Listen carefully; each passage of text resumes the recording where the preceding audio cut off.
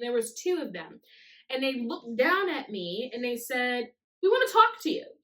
And I was like, "Oh, no, you don't." I was like, "I want to talk to you." What? Oh my God, this is crazy. Hey guys, it's Mystic Rain, and welcome back to this channel.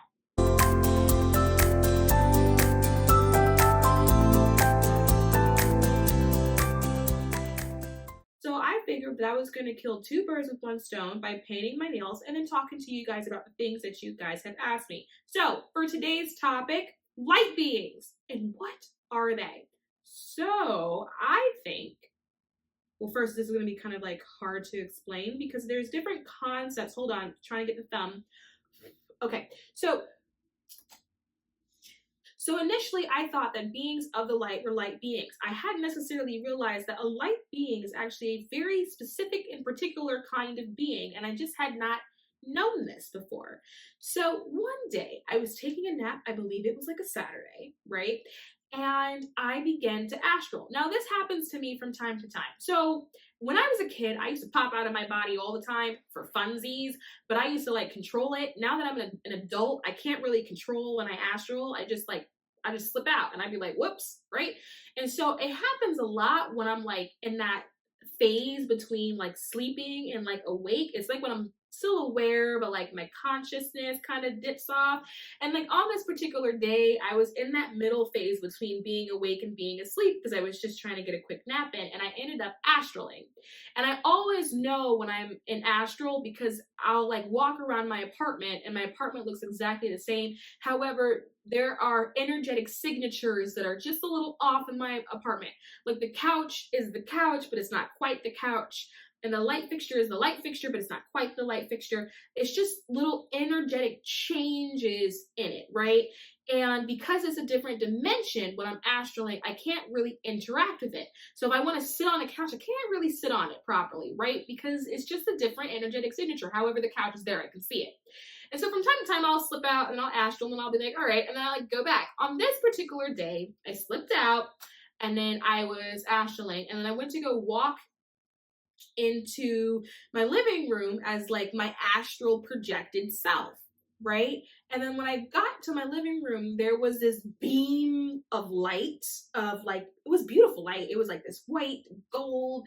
It was just like the most beautiful light that I had ever seen. And it is a light that you cannot duplicate in this dimension. Is the light that technology that we have cannot make, right? It was just this beautiful divine kind of light, and it came out of my ceiling and it formed like this real thick like pillar of just like this most magnificent swirling beautiful light. And then I'm just looking at it, right? And then all of a sudden there is these sort of flecks of light that kind of started to spiral out of the pillar. And as it started to spiral out, it was almost like more energy was being drawn down, and it was attaching itself to like this like spiraling thing, right? And then it formed, and man, oh God, let me tell you, I got terrified. Like my astral self was terrified, and it formed into two beings that were about 9 to 10 feet tall. And I'm gonna put a photo somewhere in here showing you what they look like in terms of light beings, right? I think I'm going to put it here, right? It looks like there's a nice space over there. So I'm going to put it over here. So this is what they looked like when they came, and there was two of them. They were about 9 or 10 feet tall.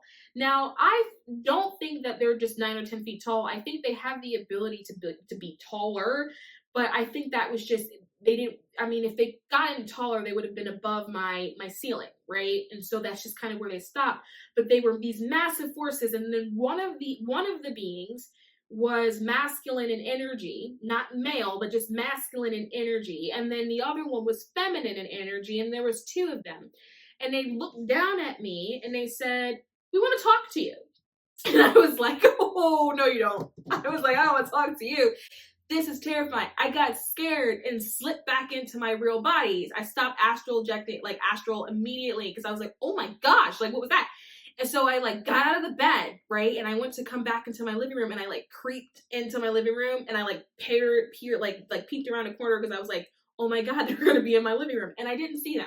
Now, it's really funny thinking about it today because I'm like, they actually could have probably been in the living room, but because I was no longer astraling and I was back on my plane, it probably was a situation where I like couldn't perceive them anymore. But I do remember being really firm with my intention of, I don't want to see you because I don't know what you are, who you are, what you want.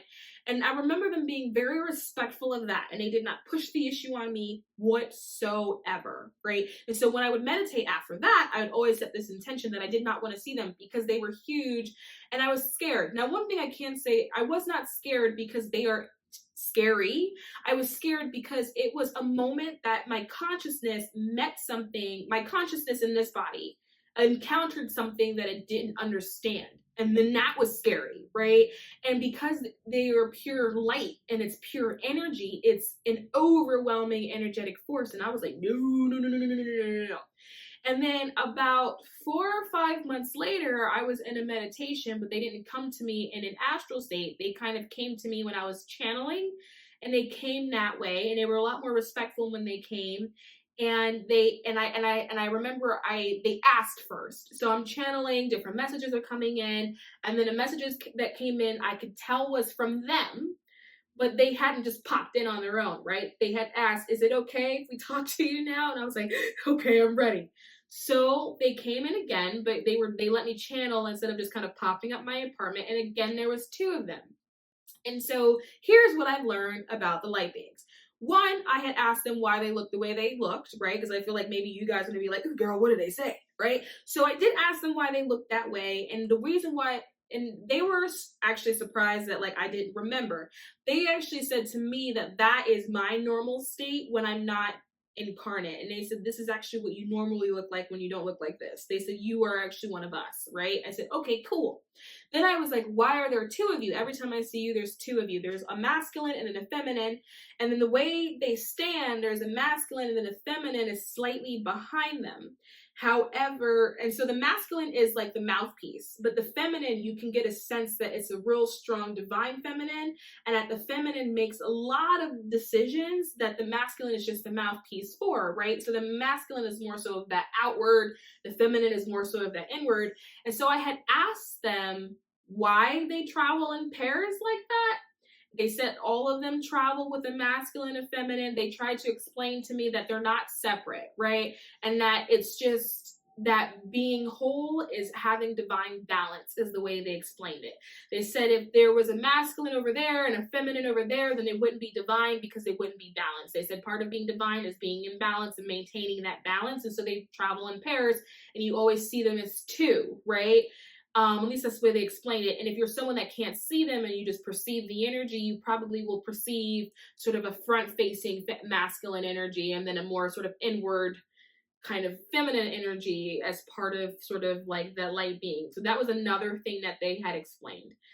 And the rest of it was just, they had a message for me, which is in a different video that I'm pretty sure I'm also still painting my nails in. And that just kind of was the end of that. And so I remember saying to them, okay, it's been a few months now. So does this mean that you joined my spirit team? Like, are you a part of my spirit council? Are you one of my guides now? And they were like, nope. And I was like, well, I don't understand what that means. And they were like, we don't do that. They said, we're not anybody's guides. And they said, but we do help the collective. And they said, so if you ever need help, just let us know and we'll be there. And I said, okay, cool. I said, well, what do I call you? And then so they said, what does that mean? Like, what do you mean? What do you call me? And I said, well, what's your name? What do I call you? And they said they don't have names like how we have names. The way they get in touch with each other is they duplicate the feeling that that other person makes them feel in their heart center. And when you duplicate that feeling, it calls out to the other one. So the other one knows that you want them. And so they said, whenever you need us, they said, duplicate that feeling in your heart center. So duplicate how we make you feel in your heart, and then that's how we come, right? And so I was like, what? Oh my God, this is crazy. And then of course I like called my best woo-woo friend and he was like, girl, I think you should see somebody. No, he didn't say that, but he was like, girl, that's crazy. I would never, oh my God, I would put the tarot cards away for a while. And I was like, it was insane.